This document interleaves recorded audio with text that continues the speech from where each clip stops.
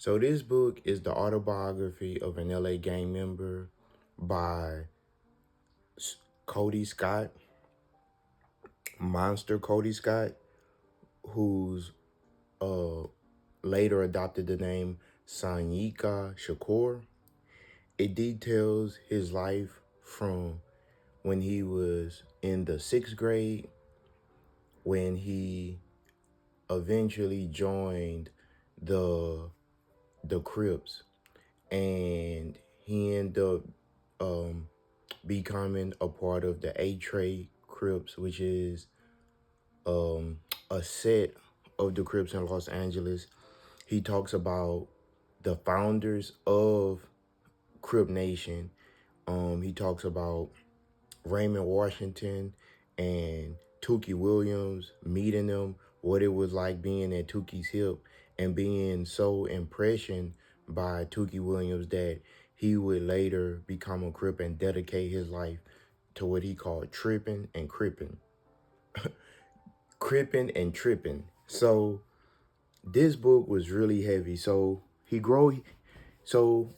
to paint the picture for you, he grows up poor.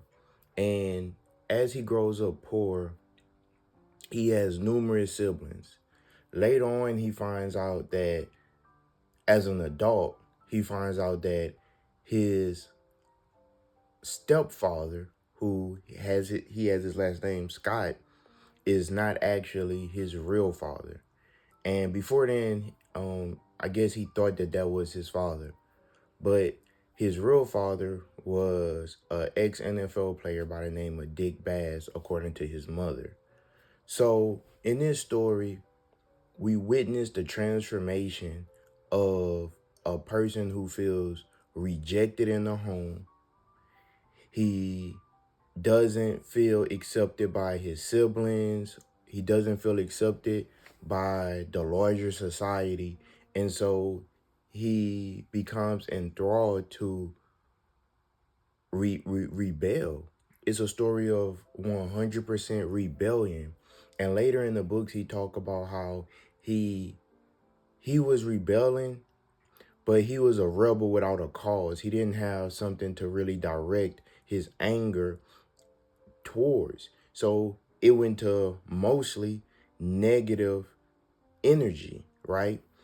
So in the book, he talks about how he joins the Crips at age 11. He talks about his first mission.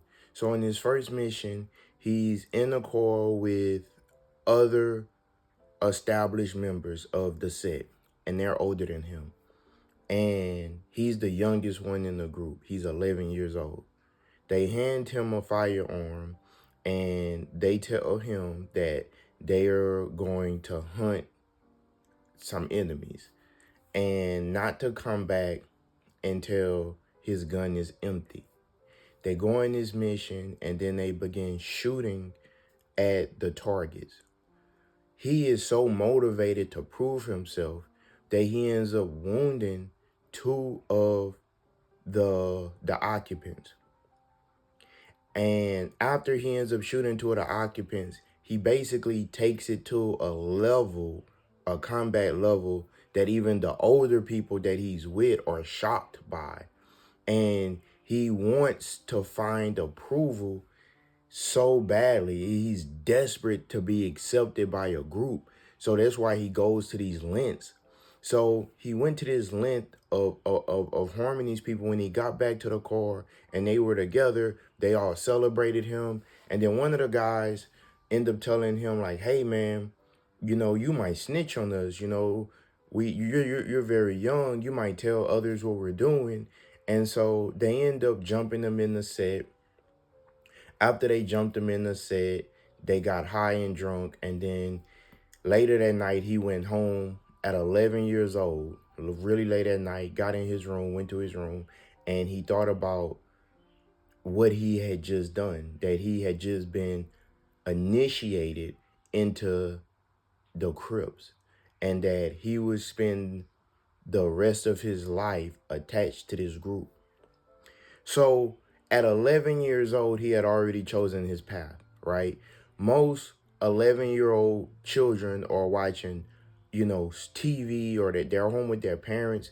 He was out in the streets carrying out subculture military campaigns against his perceived enemies, fighting for territory and control and respect.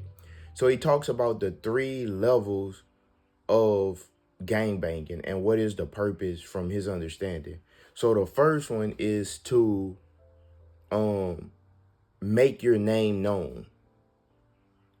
Then the second step level is make your name known and make your name synonymous with your set. So when they speak of your name, they also speak of your set.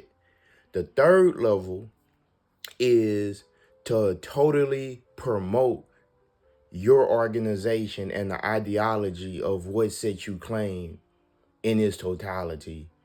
And that's the three levels he required to be considered a G.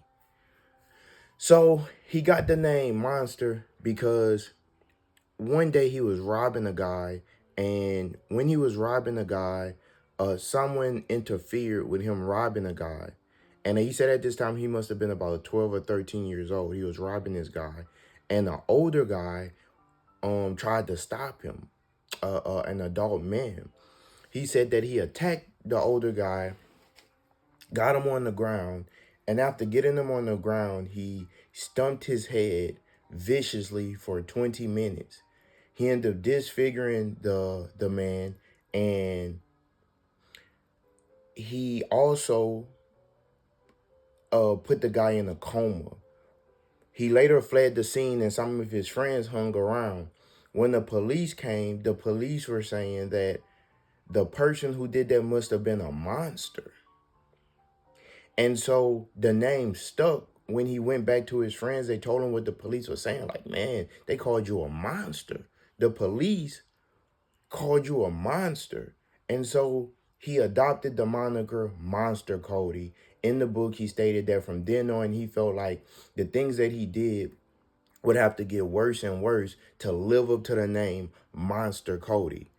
In the book, from the ages of 13, 14, he is 15, 16, he is completely in the streets. He's not even living a life comparable to most kids his age group. By this time, he's now catching bodies. Catching body is a slang term where he has unalived several people. So it is hard to count how many people he unalived, but I would say from his own words, he had at least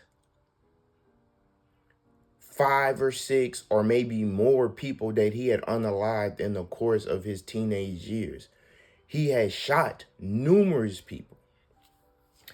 And he had a situation where finally it caught up to him. So they had plans one New Year's Eve, around New Year's Eve of 1980. So around this time, they're getting deeper into the game, him and his friends. So they decide to rob a gun store, Western surplus store, for guns and ammunition that they were later going to use to kill their rivals who became the Rolling 60s. So the story between why they started beefing with the Rolling 60s was the older guys in the group got into it over a female. Someone ended up getting killed. As a result, they went from a nation to warring tribes, I guess you could say. And so to understand the politics is basically decentralized, meaning that it's not just one group that controls everything. So it's many different subgroups and sets, and they're all politically connected. And at this time, the Crips in the late 70s, early 80s are warring with other Crips, right? The blood and Crip beef was later on. So in this time period, he's explaining how Crips were murdering other Crips. So he has a situation where he's picked up by some homegirls, and he ends up going to a store with them. He knows that they're affiliated with the 60s, but he ends up going to the Western Surplus store anyway. He says to scope out the scene for the robbery that they're going to commit later tonight. So he goes to the store, and then later on he sees him and his friends, these three older guys that the energy is kind of off, and then the situation ends up with him realizing that he's in danger and that the guys look like they want to hurt him. So his friend ends up taking off running. He ends up having to face the three guys, and then it ends with him getting shot. When he shot in the torso. So he's bleeding and he's trying to run. They try to stand over him and finish it, but he ends up lifting up his legs and fighting. So he was shot a number of 6 times. He was brought into the Western Surplus store. He couldn't breathe. Finally, a worker in the store cuts off his shoes. They tie up some of his wounds, and the ambulance comes. He goes to the hospital. While in the hospital, his set begins an all-out war on several other sets. So the 8 trays are now shooting at rival sets in retaliation to him being shot. Now, one thing he talks about, which if you're not a part of the culture, and I'm on the outside looking in, one thing would come to your mind and say, okay, what is the end goal? What are they fighting to obtain? Here's the thing. You got to realize you're talking about people who are 11, 12, 13, 14, 15, 16, 17 years old that primarily join the gang, and then they age growing up into the gang. So at that age, they didn't have a clear objective. The only objective they really had was to seek and destroy and hurt other people, oftentimes other black people, to channel their anger and their frustration. That was the end goal. So anytime one of their members was murdered, attacked, they had to murder and attack. And then so it was just these retaliations. How many of them can we hurt? How many rolling 60s can hurt 8 trays? And so while this is going on, his name's starting to ring with the police. He later talks about how the police was interfering and actually playing both sides of the fence, where they had a crash unit, a LA crash unit, and this was an organization set up to combat gangs. But in this time in the early 80s, they were actually given information of where the other gang members was at, hoping that they would go and commit crimes later on and arrest them. So while this is going on, he's in the hospital, and he realized that wow, his life has really gotten to it has escalated to a climax. Like, he's in the hospital bed shot. So he later has surgery. His stomach is completely messed up. He loses a lot of weight, and then he ends up seeing the 3 guys starting to hang out at the hospital to harm him. So he ends up calling the nurse, and he calls his friends, and then they go to the hospital to check out him and the scene and try to protect him. Later, he's sent to YTS, which was a youth camp. He breaks it down. You have the youth authority, the camps, which are like child prisons, juvenile hall. Then you have LA County, and then you have the different prisons in California: Tracy, Soledad, San Quentin, and the different levels of politics as you rise in the ranks of going through criminalization, right? Becoming an inmate, a criminal, right? A convict. So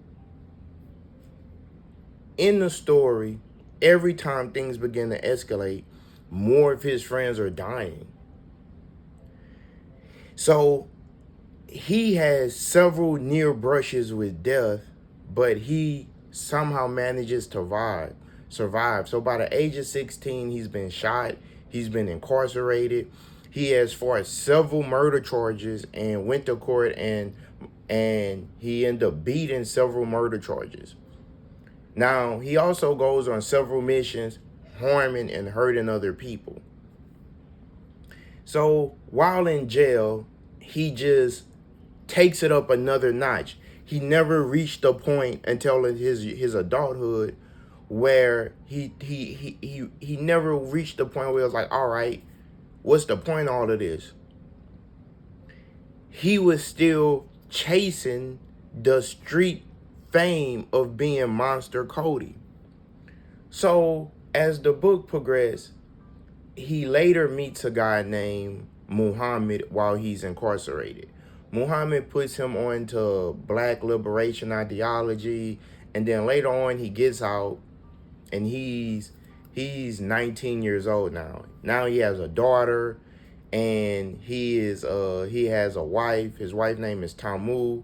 He has a daughter, and he, for the first time, starts to think about changing his life.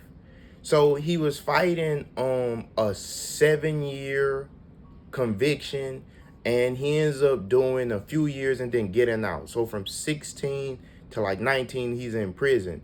Every time he comes out of prison, the streets are now advancing. The streets are getting to a point now where all of the crimes and things that they were committing is escalating. And so in the early 80s, 80, 82, 83, 84, by 83 and 84, when he touched the streets again, now crack cocaine is in the streets now. People are becoming millionaires. So the whole politics have changed. And it's this one scene where his brother tells him, hey, man, you know, when you last went to jail 4 years ago, basically, people had, 38 revolvers, 6 shots, 7 shotguns. He was like, man, now he say, man, they have fully automatics, and they call them fullies. And he was like, man, they don't shoot, they spray, right?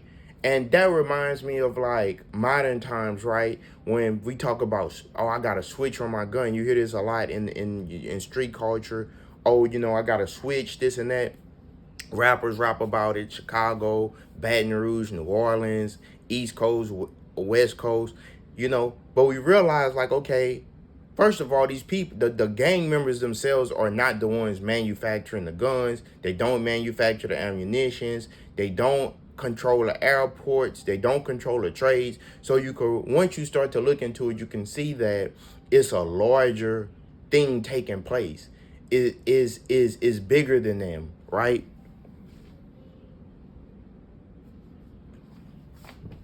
So his friend tells him, like, hey, man, they don't even shoot anymore, man. They just spray.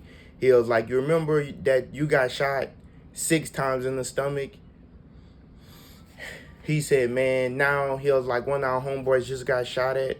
He said, man, he was sprayed and was hit with 17, 16 bullets. He was like, the game now is about money and cocaine now. It's not, well, whatever we was on last time you hit the streets, man, we not that anymore. He's trying to preach penitentiary philosophy mixed with black liberation, but he is not connecting with the people that he met. He comes home, he changes his name to Sanika Shakur. He's trying to be a reformed Crip. And then, so he goes into while in prison, he comes across this concept of a Crip nation where no Crip should kill another Crip. That they should all find unity in the fact that they are claiming the same thing. But the war has escalated for the last 6 or 7 years to where there's no coming back from that. That's an impossible statement, because somebody's friend was killed, somebody's brother, father, somebody's sister was kidnapped, somebody's sister was abused. So They way past that. Is no, they created something and it went left and is never going to get back to where it's supposed to be in this time frame because too many people have died. Now I'm talking about the 1980s, guys. I'm not talking about the 90s. I'm not talking about the 2000s or the 2010s or modern times. So we're talking about the root where all of this stuff got jumped off at, and really nothing has changed for the better. If you search videos in this topic, what Monster Cody was talking about was prophetic. He's seen the future. He's seen what they had created. It was like, whoa, like it's really big now. So I'm going to talk about what happened. He ends up getting incarcerated again because he tried to stop someone from selling narcotics on his block, and he stole a guy's car, so he ends up going to jail again for assault and GTA. So while he gets a numerous years, and this is at the end of the book now, and so he tells a story about when he was incarcerated in the youth camp in YTC, this YTS. This is right before the episode where he ends up going to prison as an adult. So this situation gets really real. So while incarcerated, first they created a Crip module of 4800. And while they created this Crip module, they put all of the Crips in one long cell block, basically, in LA County. So he's in LA County, and it's a situation where everything is cool. Then the people who run the jail at this time is trying to get all of the members to turn against each other. So they start putting they create some type of beef, and they start putting different sets in cells with one another. So he ends up in cell with two guys from Hoover, and I guess the other guy was from some other set. So it's a guy named BT and then a guy named Fat Rat. And then it's Monster Cody. Now Monster Cody at this time is a big, sizable guy, very strong, and he just looks intimidating, right? So in the cell, Big T, who is like 6'1", 6'2", he's telling Monster Cody about the ideology of, man, we Crip on Crip, we shouldn't be warring. Fat Rat not trying to hear none of that. So Fat Rat begins to attack BT, and Cody is just not doing anything. He's just watching what's going down. So Fat Rat begins by stripping Big T of his clothes. After he stripped him of his clothes, Cody is waiting for Big T to like stand up for himself and attack him. But Big T is trying to rationalize and talk to him. And Monster Cody is looking at the situation like, man, basically, they from the streets. And the only thing that they have ever understood was violence. And so the fact that you're trying to talk, and this person is trying to take your humanity from you, and you're trying to talk, you're going to be on the losing end because this other person is ready to use violence. So Fat Rat takes off his underwear, and then Fat Rat strips naked. So Monster is like looking at this, and everybody's on the tears just listening to what's going on. So he's calling them names. He begins to attack him. BT never attacks Fat Rat back. So eventually, Fat Rat realized that BT is scared. So Fat Rat begins playing with his organ and insinuating what he's going to do to Big T. And Monster Cody is in the cell, like watching all of this go down and seeing where it goes. So Fat Rat takes Big T and then he hits him in the chest. Finally, Big T gets ready to defend himself. Fat Rat then storms him and he lays on him because he's like a fat guy versus a tall, slender guy. So he takes him, they land on the ground, and then Fat Rat is in fear because he realizes that Big T really could beat him up also. So he is then hitting Big T in the stomach, he's punching him, and then eventually he takes all of the fight out of Big T. He knocks Big T unconscious. Now this is where the story gets weird. Monster is looking at all of this. And a part of him wants to intervene, but his street politics wear his head up. And so everybody's like, what's going on? And like, it just get real. So Fat Rat gets up, he takes his bed sheet and he tears it off. He starts to rip it apart. And then at this point, Kody realizes like, okay, he's going to assault this guy, with me in the cell. So Kody is still watching, and then he hog ties his legs and his feet together with the towel. And then the guy starts squirming and waking up and trying to stop himself, completely vulnerable, laying on his stomach, hog tied. Monster Cody like goes to his bed in the cell and lays down, and like he realized like, okay, he's going to assault this guy. And then so Fat Rat then goes to his bed, still naked, mind you, puts Big T underneath his bed and like is laying on his bed, and he is forcing Big T to call him Mister.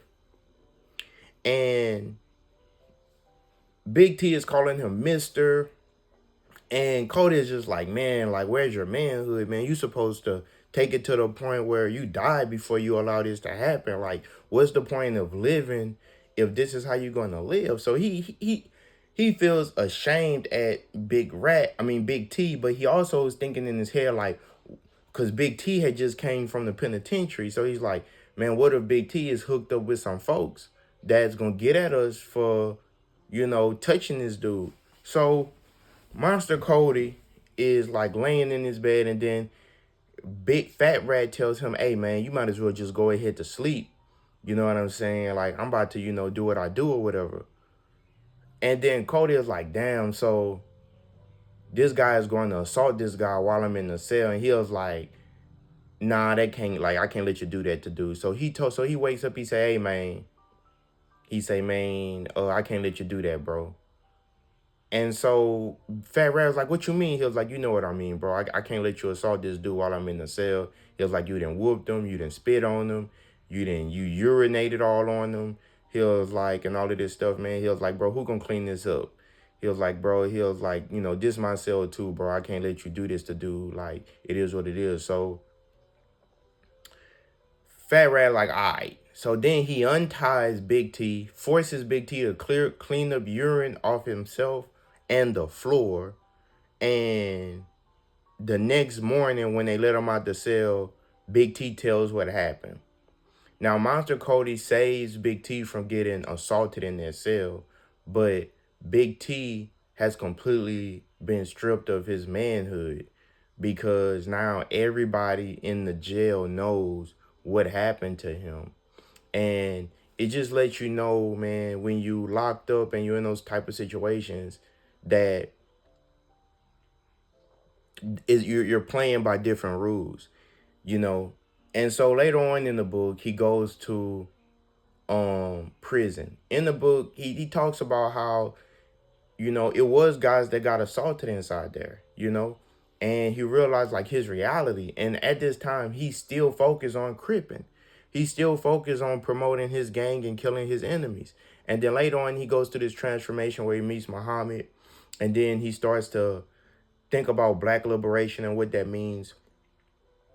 And at the end of the book, he's in San Quentin, and he's thinking about what led him to this and where he's at. Later, he talks to his mom. His mom tells him basically that his dad wasn't his dad, who his real dad was, and the book doesn't have a happy ending. It just leaves off with him serving time and the reality of what he's been through. And the book finishes with him in solitary confinement and the reality of his life. And he spent his life behind bars. He later got out, and infamously, he passed away homeless in the tent. One of the people that was most loyal to the gang, and it's a precautionary tale of how such a intelligent warrior was misled, and he recognized that. And so I would give the book a 5 out of 5. A lot of things that he says there's YouTube videos on and commentary on where you know what he was saying was real. But I think that is parts of the book where you could see his humanity. Like the fact he saved Big T from being violated was one of the things that you could see, like, okay, he still had some type of honor about him. You know, even though he was deeply in the streets and would do harm, he had times where he had a code or a moral or morality that he lived by, and he was trying to reform his organization, but it just got out of hand, and it got to a point to where it was nothing that they could do. So yeah, that's a story about 8 Trey Crips, Monster Cody, aka Sanika Shakur.